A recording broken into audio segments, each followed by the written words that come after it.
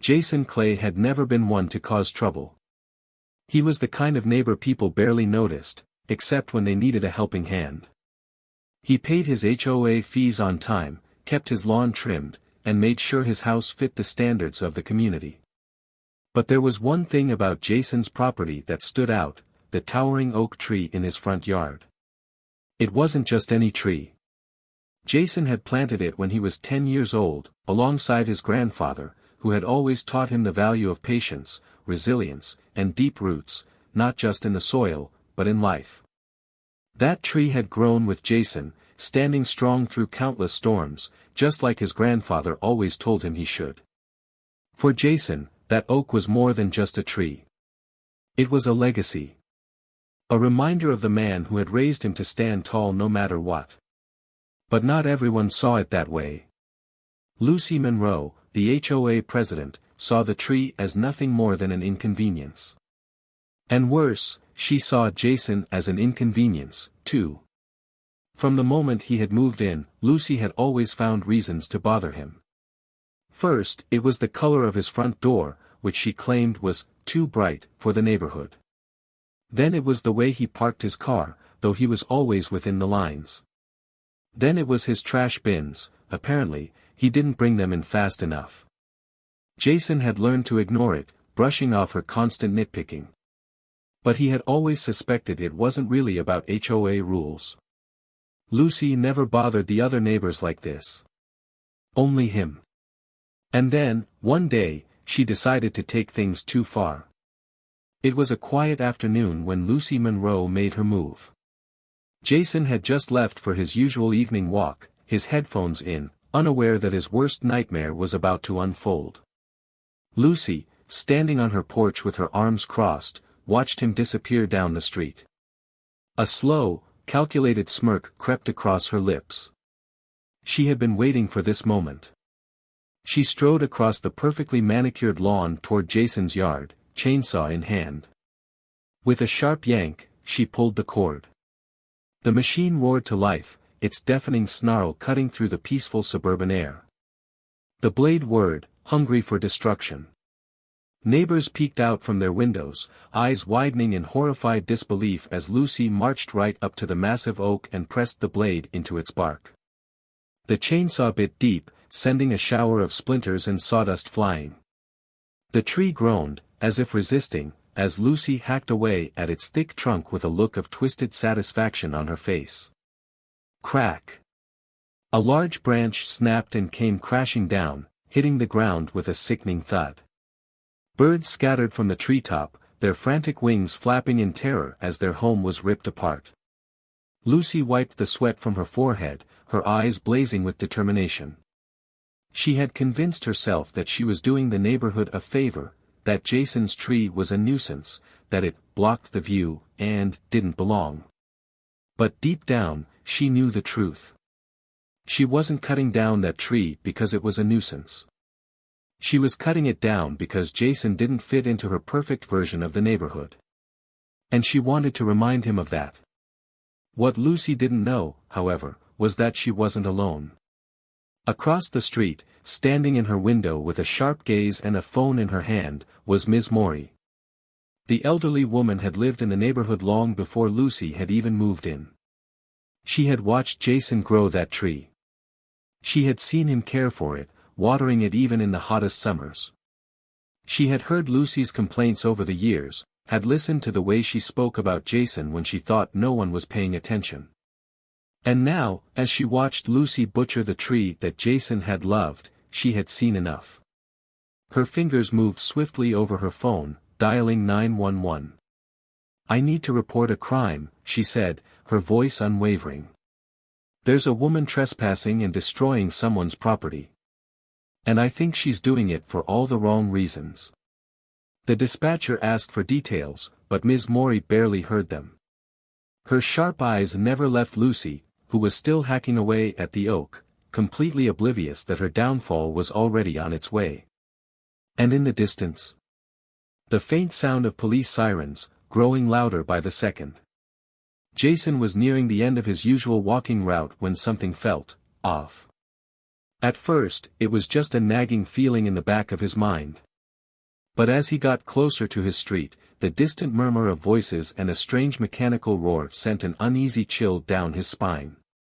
Then he turned the corner, and his heart stopped. His tree, his grandfather's tree, was being ripped apart. Huge branches lay scattered across the yard like fallen limbs from a battlefield. The thick, strong trunk was gashed open, fresh wood exposed like torn flesh. And standing in the center of the destruction, gripping a chainsaw with both hands, was Lucy Monroe.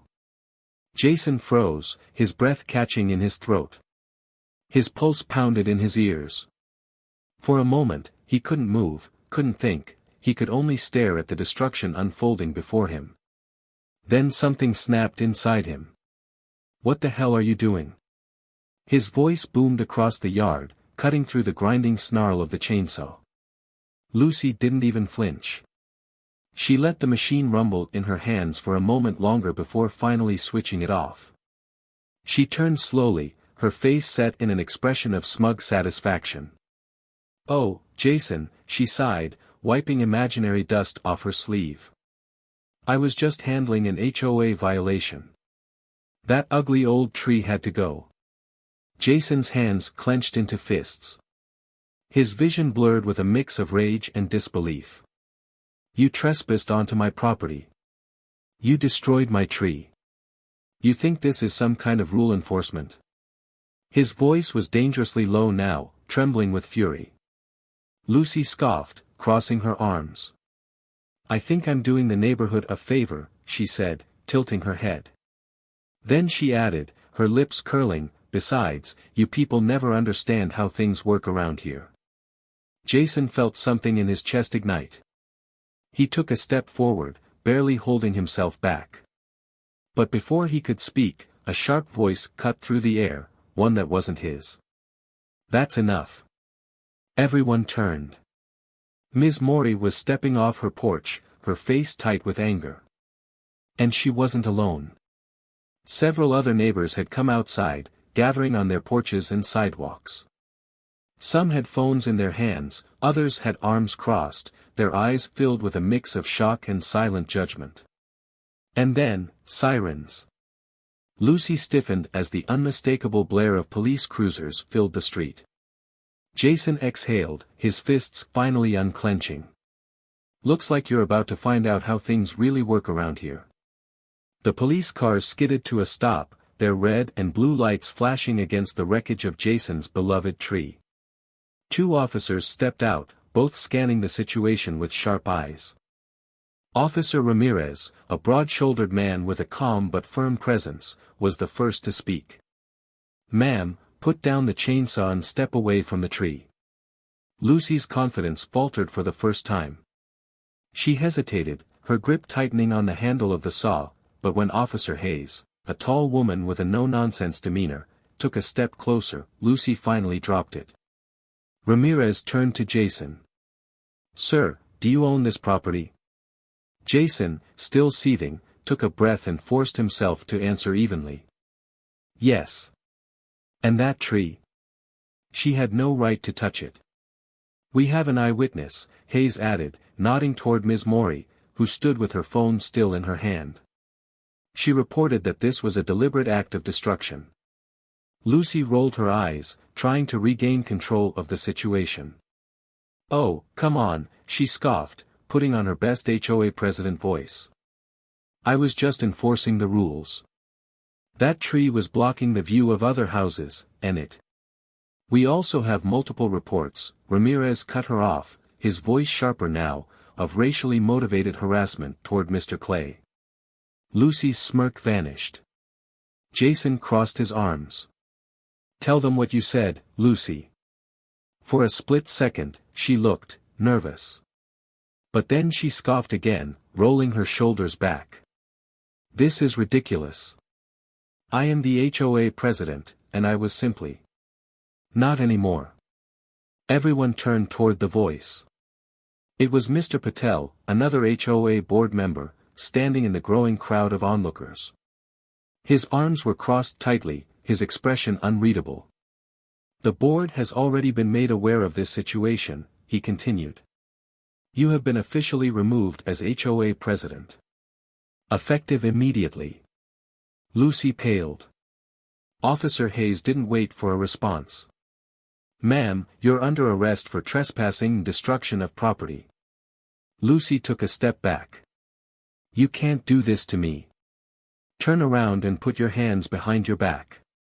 Lucy's mouth opened to argue, but the look in Ramirez's eyes left no room for negotiation. Within seconds, she was in handcuffs. The neighborhood was silent as she was escorted toward the patrol car. And then, from somewhere in the crowd, a slow clap. One by one, the neighbors began applauding. Lucy's face burned red as she was shoved into the back seat, the car door slamming shut behind her. Jason let out a deep breath, staring at the shattered remains of his tree. His heart still ached. But at least, justice had been served. The moment the police car pulled away with Lucy in the back seat, the tension in the neighborhood finally broke. Neighbors murmured among themselves, shaking their heads in disbelief. Some looked relieved. Others exchanged glances, as if realizing they should have spoken up sooner. Jason, however, didn't move. He stood in his front yard, his eyes locked onto what remained of his beloved tree. The once mighty oak was now a mass of broken branches and jagged wood, its trunk torn apart by Lucy's senseless destruction. His hands trembled at his sides.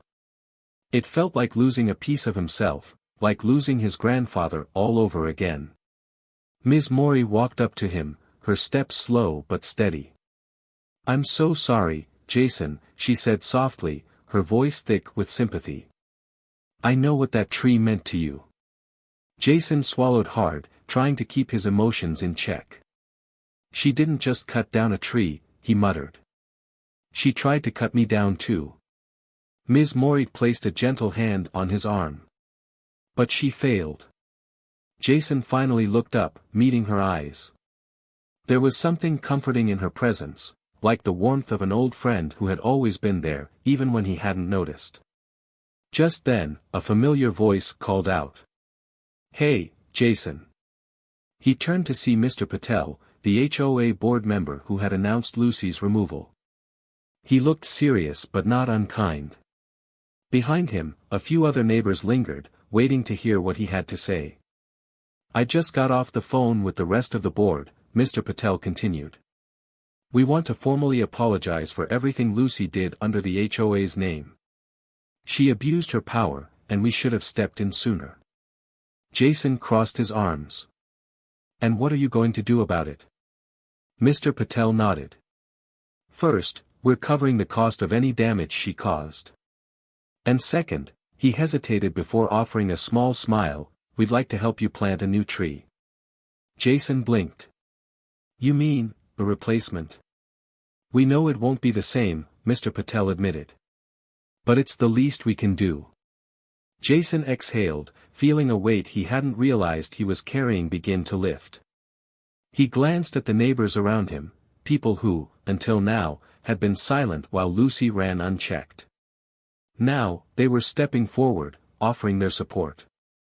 Maybe, this wasn't just about the tree. Maybe this was a chance for something new to grow. While Jason's neighbors rallied around him, Lucy Monroe was getting a taste of her own medicine. The moment news of her arrest spread, the entire HOA community erupted in discussion. Emails flew back and forth, messages flooded the neighborhood group chat, and before the night was over, her name was trending online, but not for the reasons she would have liked. Local news outlets picked up the story. HOA president arrested for hate-fueled property destruction. Power-hungry board member faces consequences after targeting black homeowner. By morning, Lucy had lost everything. She had been formally removed from the HOA board, stripped of any authority she once had. But that wasn't the worst of it, her employer saw the news too. When she walked into work, expecting to explain things away, her boss was already waiting for her. "Lucy," he said, his expression unreadable. "We've reviewed the reports. This kind of behavior is completely unacceptable. You no longer represent the values of our company." Her stomach dropped. You're fired, he finished. Effective immediately. Lucy barely heard the rest. She stumbled out of the office, her mind spinning. Her power. Gone. Her reputation. Destroyed. Everything she had built her entire identity around, ruling over others, controlling people like Jason, had crumbled beneath her feet. And for the first time, she had no one to blame but herself. Meanwhile, back in the neighborhood, something beautiful was happening. A few weeks after the incident, Jason stood in his front yard, watching as a team of volunteers helped plant a new tree in the very spot where his old oak had once stood. It wasn't the same, but it was growing, just like he was. As he placed his hands in the dirt, patting it gently around the fresh roots, Ms. Morey handed him a small plaque. "For your grandfather," she said with a wink. Jason looked down at the engraving. A new beginning, rooted in resilience. He smiled. Lucy had tried to tear him down. But in the end, he stood taller than ever.